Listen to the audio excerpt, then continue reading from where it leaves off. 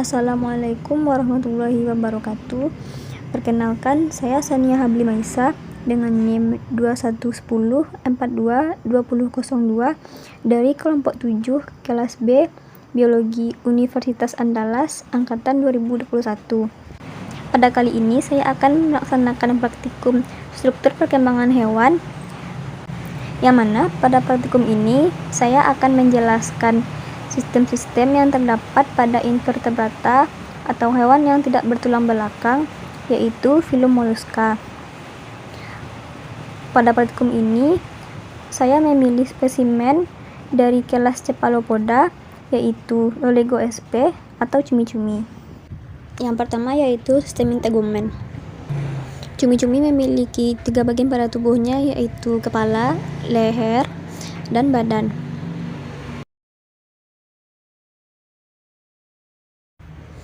Pada bagian kepala cumi-cumi ini terdapat 2 mata dan juga terdapat 10 tentakel, yang mana tentakel ini terdiri dari tentakel panjang dan tentakel pendek.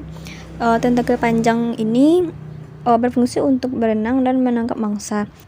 Nah, pada ujung tentakel ini juga terdapat lubang-lubang atau yang disebut dengan saker yang berfungsi sebagai penghisap ketika cumi-cumi ingin menangkap mangsanya. Kemudian tentakel yang pendek ini juga biasa disebut dengan lengan, dan pada bagian bawah dari kepala cumi-cumi ini terdapat rongga mulut. Selanjutnya yaitu pada bagian leher dari cumi-cumi yaitu terdapat sifon. Sifon ini berbentuk seperti sebuah lubang yang mana fungsinya yaitu untuk memancarkan air dan mengeluarkan tinta apabila cumi-cumi merasa terancam bahaya. Dan juga pada bagian leher ini terdapat sebuah rongga, yaitu disebut juga dengan rongga mantel. Selanjutnya yaitu pada bagian badan cumi-cumi terdapat mantel, yang mana fungsi mantel ini yaitu untuk melindungi organ dalam pada cumi-cumi. Dan juga mantel ini memiliki warna bintik merah kehitaman yang berlendir, serta cumi-cumi memiliki sistem perlindungan dengan cara mengubah warna kulit pada bagian mantel ini dengan cepat. Perubahan warna ini terjadi karena adanya kromatofor yang merupakan kantong elastis berisi pigmen merah atau kuning. Selanjutnya yaitu terdapat 2 sirip pada cumi-cumi, yang mana sirip ini berfungsi untuk menyeimbangkan bagian tubuh cumi-cumi ketika berenang. Nah, berikut ini merupakan bagian dari sistem integumen pada cumi-cumi. Selanjutnya yaitu sistem muskularis. Pada dasarnya, sistem muskularis pada cumi-cumi hampir mirip gurita. Perbedaannya yaitu cumi-cumi memiliki lapisan serat otot yang disebut mantel sebagai pengganti otot longitudinal pada gurita. Cumi-cumi memiliki 2 bagian mantel, yaitu mantel bagian dalam dan mantel bagian luar. Nah, pada mantel bagian luar ini terdapat 3 lapisan otot. Yang pertama yaitu lapisan tendon atau tunik, yang mana pada lapisan ini terdapat lapisan atas dan bawah yang berfungsi untuk mencegah perpanjangan kontraksi serta memperkokoh otot radial. Kemudian yang kedua yaitu otot sirkular. Otot sirkular ini terletak di antara lapisan tendon. Dan yang ketiga yaitu otot radial. Otot radial ini terletak di antara otot sirkular, yang mana posisinya yaitu tegak lurus. Selanjutnya, untuk melihat bagian dalam dari mantel ini, kita akan mengguntingnya terlebih dahulu.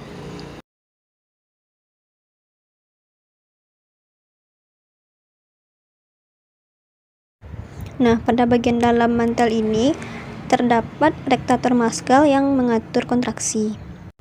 Selanjutnya yaitu sistem respirasi. Cumi-cumi memiliki 1 pasang insang yang terdapat di rongga mantel.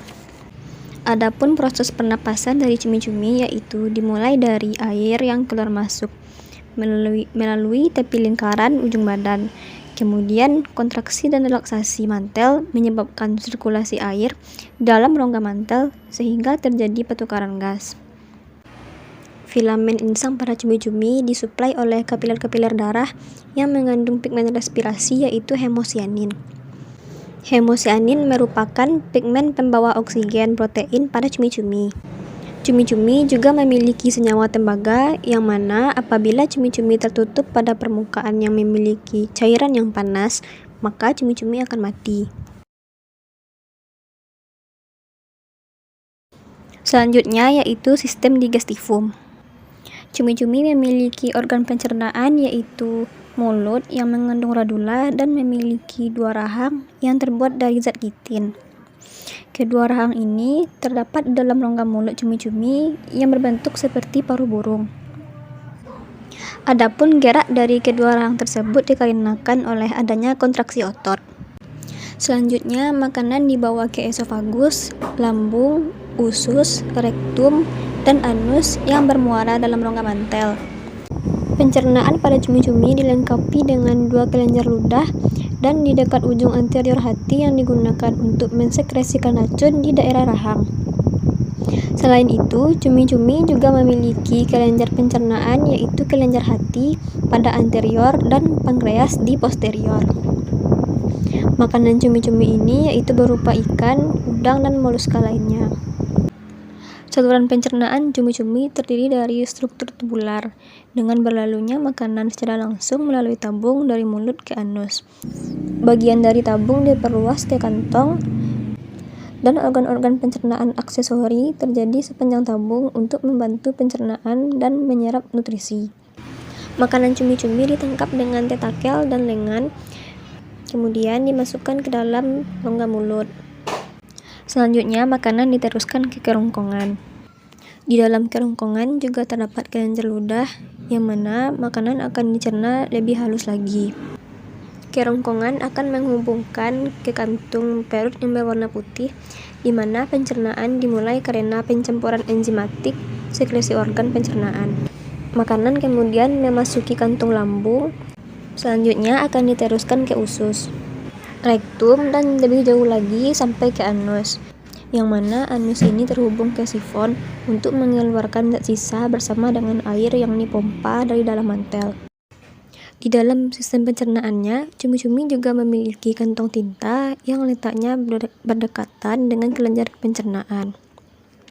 Tinta cumi-cumi ini berwarna hitam dikarenakan di dalamnya mengandung pigmen melanin, sehingga tinta tersebut berwarna hitam.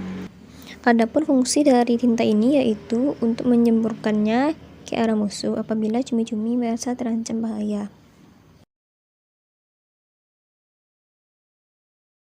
Selanjutnya yaitu sistem sirkulasi. Sistem peredaran darah pada cumi-cumi yaitu menggunakan sistem peredaran darah tertutup. Adapun organ yang dimiliki oleh sistem peredaran darah pada cumi-cumi yaitu jantung yang terdiri atas jantung sistemik berjumlah 1, yang mana fungsinya yaitu untuk menerima darah dari insang dan memompa darah ke seluruh organ internal dan jaringan tubuh lainnya. Selain jantung sistemik, cumi-cumi juga memiliki sepasang jantung branchial atau jantung insang, yang mana fungsinya yaitu menerima darah dari seluruh tubuh dan memompanya ke insang melalui arteri branchial. Adapun prosesnya yaitu pembagian oksigen dari air dan pelepasan karbon dioksida dari insang ke air. Kedua macam jantung ini letaknya terpisah satu sama lain. Jantung insang yang kanan berfungsi memompa darah ke insang kanan. Begitu juga dengan jantung insang kiri akan berfungsi memompa darah ke insang bagian kiri. Darah di dalam jantung sistemik akan dipompa ke seluruh tubuh melalui aorta anterior, aorta posterior, dan aorta genital. Selanjutnya, darah akan sampai pada arteri kapiler, kemudian kembali ke vena kapiler dan berkumpul ke vena cava, dan akhirnya masuk ke jantung insang.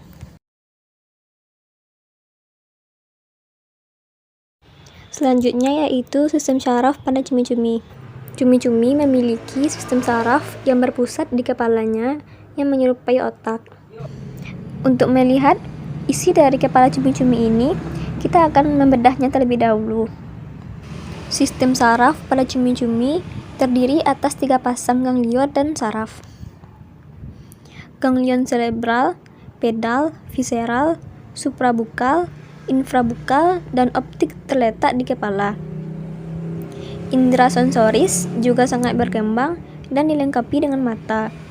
Cumi-cumi memiliki otak yang kompleks. Kemudian juga terdapat adanya dua statosis pada masing-masing lateral yang letaknya mengelilingi sebagai organ keseimbangan dan organ pembau. Oleh karena itu, otak cumi-cumi mempunyai bagian supraesofagus dan subesofagus. Pada bagian subesofagus terdapat pusat pernapasan untuk inspirasi dan ekspirasi. Selain itu, terdapat pula bagian yang termasuk ganglia pedal dan branchial yang mengontrol lengan dan tentakel. Sedangkan bagian otak supraesofagus berisi pusat motorik, pusat sensorik utama yang berupa lobus untuk pembau, dan kompleks dorsal vertikal.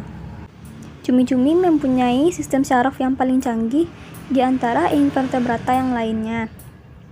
Otak yang besar pada cumi-cumi atau gurita yang disertai dengan mata pembentuk citra yang besar dan penghantaran yang cepat di sepanjang akson raksasa berkolerasi positif dengan kehidupan pemangsa yang aktif pada hewan ini. Selanjutnya yaitu sistem skeletal pada cumi-cumi. Cumi-cumi memiliki tulang yang terletak di dalam rongga mantel. Tulang pada cumi-cumi terdiri atas endoskeleton yang berbentuk seperti pen dan berupa tulang rawan. Tulang rawan pada cumi-cumi membentuk artikulasi untuk sifon dan mantel yang melindungi ganglia serta mata.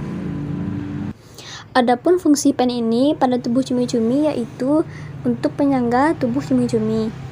Nah, tulang rawan pada cumi-cumi ini memiliki warna putih transparan atau bening. Kemudian teksturnya tipis dan pen ini terbuat dari kitin. Endoskeleton atau tulang rawan ini berfungsi untuk melindungi dan menopang tubuh cumi-cumi serta tempat menempelnya otot. Baiklah, sekian video mengenai sistem-sistem pada cumi-cumi atau lolego SP dari saya. Apabila ada kata-kata yang salah, mohon dimaafkan. Assalamualaikum warahmatullahi wabarakatuh.